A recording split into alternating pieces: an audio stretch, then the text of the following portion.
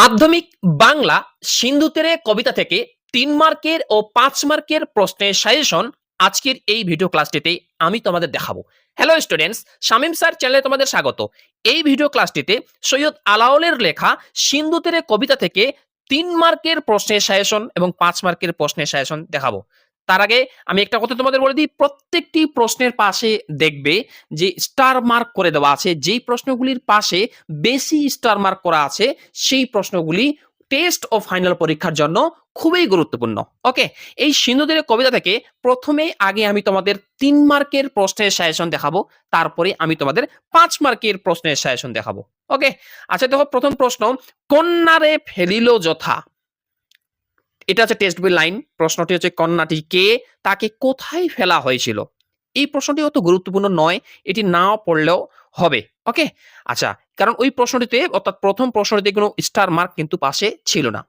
এরপরে দেখো, সিন্ধু তীরে কবিতা থেকে ৩ মার্কের প্রশ্নের সাজেশন। প্রথমে তোমরা এইটা ভালো করে পড়বে। লাইন দিলে কোশ্চিন, দিব্যপুরী সমুদ্র মাঝার। কোন পুরীকে দিব্যপুরী বলা হয়েছে? দিব্যপুরী বলার কারণ কি? এই প্রশ্নটা দেখো, এই প্রশ্নটার পাশে দেখো 5টি স্টার দেওয়া আছে। এই প্রশ্নটি তোমরা ভালোভাবে গুরুত্ব সহকারে পড়বে। ওকে, পরের প্রশ্ন, very very important question. Line ধরে কোশ্চিন, অতি মনোহর দেশ। এটা টেক্সট বই লাইন। প্রশ্ন হচ্ছে, এই মনোহর দেশ এর সৌন্দর্যের পরিচয় দাও। এমপি 19 মানে মাধ্যমিক 19 সালের ফাইনাল পরীক্ষায় এই প্রশ্নটি এসেছিল। অথবা একটি প্রশ্ন দেওয়া আছে এখানে। প্রশ্নটি কি? অতি মনোহর দেশ সিন্ধু তীরে কবিতা অনুসরণে মনোহর দেশটির বর্ণনা দাও। ওকে, এই প্রশ্নটা অবশ্যই ভালোভাবে তোমরা পড়বে। ৩ মার্কের প্রশ্নের সাজেশনগুলো এগুলো আমি দেখাচ্ছি। ওকে, আচ্ছা, তারপরে দেখো একটি প্রশ্ন আছে, তথা কন্যা থাকে সর্বক্ষণ। মন্তব্যটির প্রসঙ্গ নির্দেশ করো। কন্যাটি কে, কোথায় সে সর্বক্ষণ থাকে। এটা একটু দেখে যেতে পারো, কারণ এই প্রশ্নটি সাজেশনের অন্তর্ভুক্ত নয়, কারণ প্রশ্নটির পাশে কোনো স্টার মার্ক দেওয়া নেই। ওকে, আচ্ছা, পরের প্রশ্নের সাজেশন দেখো, এটা একটু ভালো করে পড়বে। নিপতিতা চেতন রহিত। চেতন রহিত অবস্থায় কে কেন নিপতিতা ছিল? এটা প্রশ্নের পাশে 3টি স্টার দেওয়া আছে, একটু দেখে যেতে পারো। পরের প্রশ্ন, 5টি স্টার থেকেও বেশি স্টার দেওয়া আছে, খুবই গুরুত্বপূর্ণ প্রশ্ন। লাইন দিলে কোশ্চেন, বিস্মিত হইল বালা। প্রশ্ন হচ্ছে, বালা কে, তার বিস্ময়ের কারণ কি?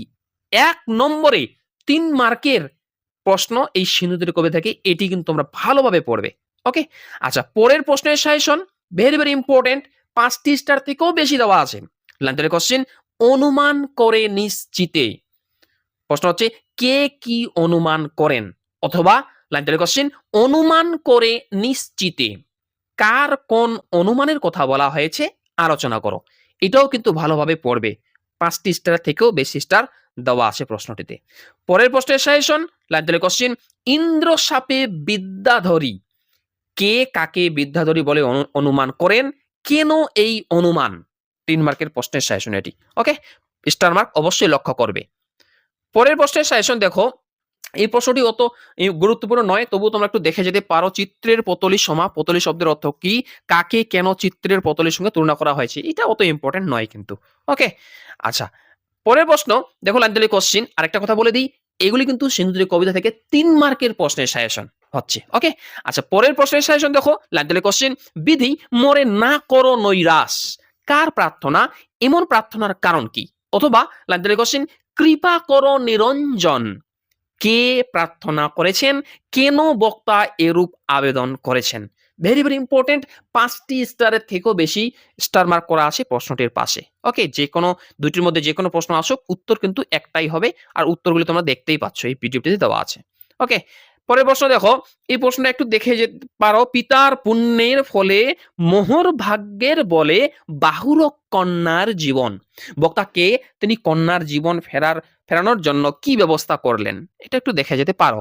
ওকে, আচ্ছা, পরের প্রশ্ন স্টার মার্ক করা নাই। লাইন দিলে কোশ্চেন, পঞ্চকন্যা পাইলা চেতন। পঞ্চকন্যা কারা?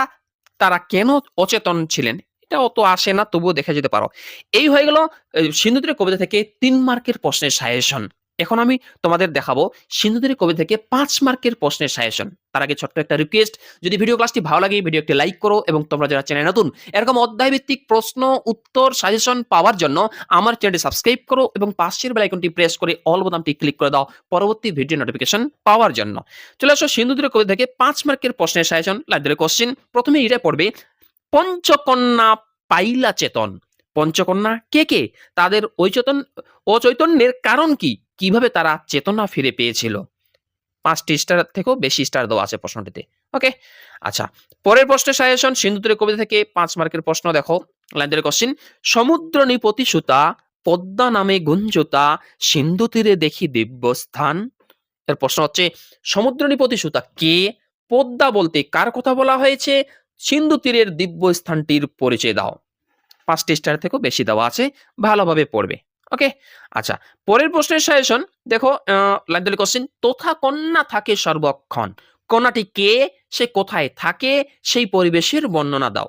অথবা লাইন তুলে প্রশ্ন দেওয়া আছে, অথবা অতি মনোহর দেশ সিন্ধু তীরে কবিতা অবলম্বনে মনোহর দেশটির বর্ণনা দাও।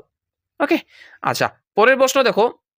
এই কয়েকটা আর পরের প্রশ্ন নেই, এই কয়েকটা কোশ্চেন পড়ে গেলে তোমরা কিন্তু পরীক্ষায় কমন পেয়ে যাবে।